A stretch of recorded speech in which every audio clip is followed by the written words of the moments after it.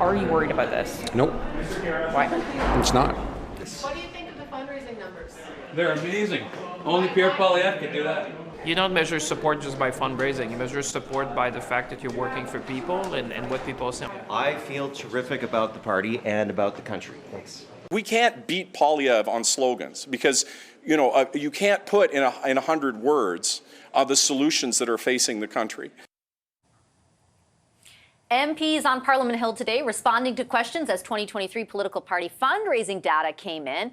It shows that the Tories hugely outpaced every other party and even their own previous election year totals. The Conservatives collected more than $35 million from about 200,000 donors in 2023. The Liberals, meanwhile, brought in less than half of the Tories' haul, $15.5 million from about 129,000 donors. What do the numbers say? We're going to talk about that right now. With the front bench, Carlene Variyan is the former chief of staff to late Liberal cabinet minister Jim Carr. She's an associate vice president now with Summa Strategies. Former Alberta MLA and cabinet minister Gary Marr is here. He's the president and CEO of the Canada West Foundation. Former interim NDP national director Carl Belanger is with us. He's now the president of Traction Strategies. And Laura Stone is a Queen's Park reporter with the Globe and Mail, and she rounds us out this evening. Hi, everybody. Nice to see you. Carl, I'll start with you. When you saw this headline today for the first time, what was your immediate takeaway, particularly where the Tories fundraising? That is a lot of money. That is a lot of money, and the margins between the two is what's impressive. It's more than double, and I don't remember seeing that kind of a gap between the government and the opposition, the main party as an official opposition. So I mean, yeah, it doesn't mean anything for the election, but it means that somebody has more of an advantage, can spend more and can spend now. The limits that will apply during the election, I think the Liberals will be able to spend as much, if not pretty close to the Conservatives. The NDP is trailing behind, a huge gap. They're not in the same league, clearly, as the two others. But even the Liberals cannot claim they are in the same league as the Conservatives. Yeah, Carlene, I think the stat someone gave me today was this is the first time the Conservatives have more than doubled the Liberals since the Prime Minister became the leader of the Liberal Party. If you're sitting around the Liberal war room today, what do you take away from those numbers? I heard the minister say this doesn't matter, but is that really, do you think, what the conversation is? I think that the Conservatives have historically always been, or for a long time have been, quite strong on raising a lot of money from quite a broad cross-section of people. Lots of small donations from a large population of people, and we saw that strength reflected in this increase in their fundraising numbers for all of 2023 and definitely the last quarter. So that's something that is consistent to me. I think what Karl mentioned is important, which is the campaign spending limits that apply during an election period. Those limits are what they are. I haven't seen anything yet in those figures or any previous figures that would suggest to me anything other than that the Liberal Party will spend the maximum during a campaign just the way that the Conservatives will. They certainly have enough money in the bank to be able to run a fully funded election campaign. So the question now is, with the funds that the parties do have in excess of that election campaign spending limit, what are they going to do with it? What are we going to expect to see from those parties in attempts to brand one another or present their ideas to Canadians before that election period starts? Well, and what's interesting is, today I found, Gary, these numbers quantified a lot of the discussions we've had in panels like this one about has the ad buy, the massive multi-million-dollar ad buy by the Tories in the summer, what kind of an impact did that have? And what does the power of being able to buy that do for them? Versus we were all wondering, where are the Liberals with any kind of paid media when it comes to trying to frame who Poilievre is? They very much tried at the end of the year to use social media and the House of Commons, but we haven't seen any massive ad buy from them, and it seems like we may have somewhat of an indication why.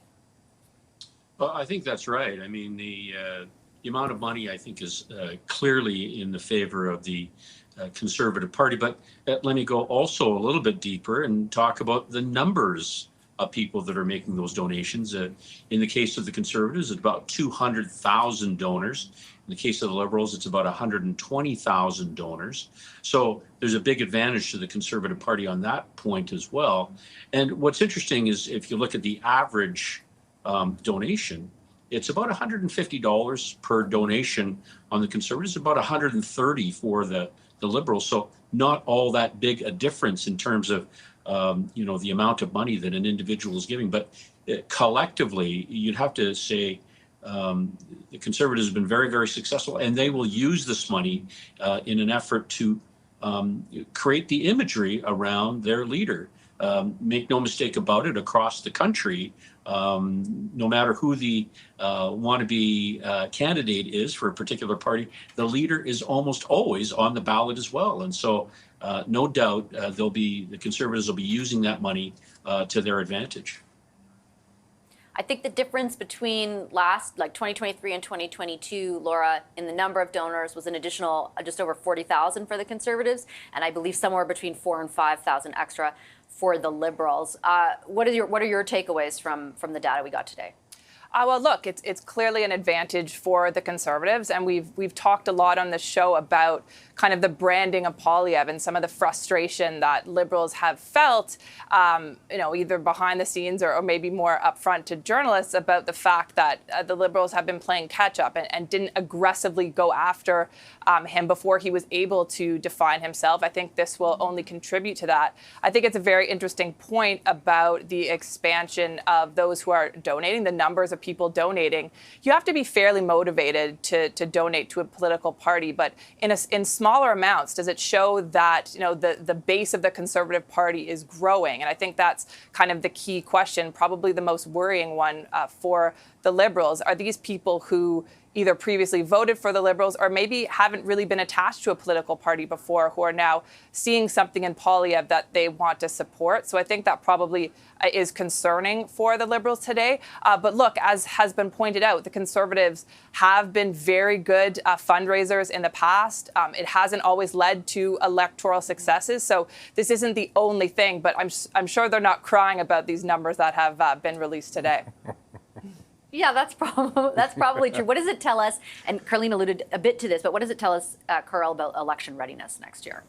Well, I think the Conservatives could go last year. I mean, they're ready. That's not an issue.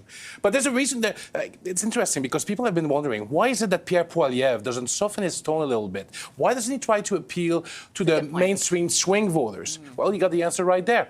Keeping the base angry, keeping the base really upset at Justin Trudeau and his government works. It's bringing a lot of money, and then maybe later they'll try to attract the swing voters, but really what they want is to keep their base motivated, and really motivated to the point that they're out fundraising more than 50% more than the Liberals. That's the main reason.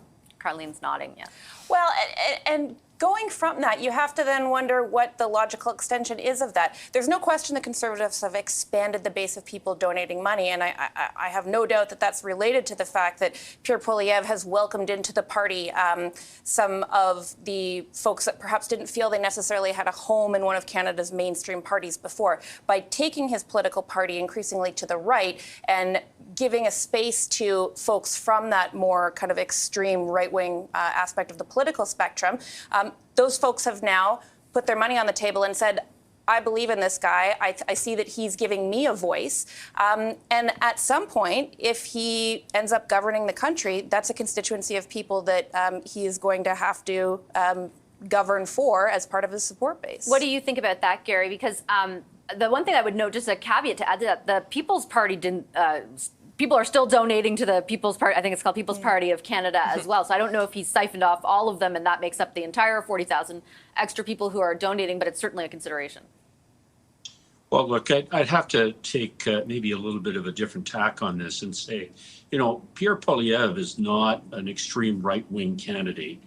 He's made it himself clear that he is in favor of being pro-choice. He's in favor of immigration with the right kind of circumstances. He's in favor of same-sex marriages.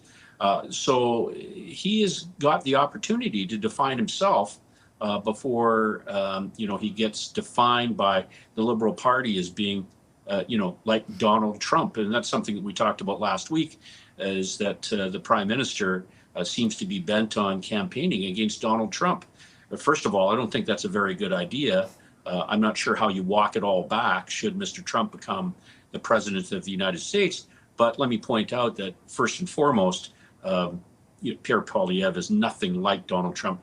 As an example, he doesn't have 130 plus criminal indictments against him, for starters. So let's be clear that Pierre Poilievre should have the ability to define himself and not be defined by the Liberal Party.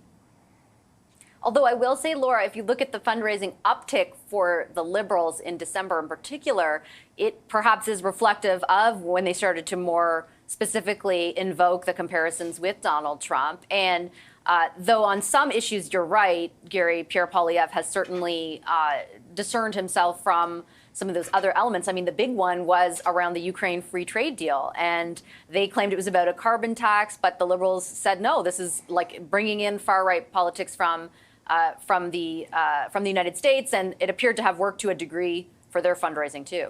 Yeah, the Liberals have been able to motivate their base as well, and maybe that will be their tactic. They seem to have been sort of testing out some strategies towards the end of the year of how to go after Poilievre. That may have been successful to them. I think what's interesting for the Conservatives is that they can perhaps talk to two audiences. They can talk to more of the hardcore right, more conservative-leaning elements of the base with comments about the UN or support for the trucker convoy or whatnot. But if you look at Pierre Poilievre's ads so far, some of his more mainstream ads on television and that are widespread, they do try to soften his image. They're very, they focus very much on him being a family man. They feature his wife and his children. So I think he is kind of trying to talk to two audiences here. And the more money you have, the more you're able to do that.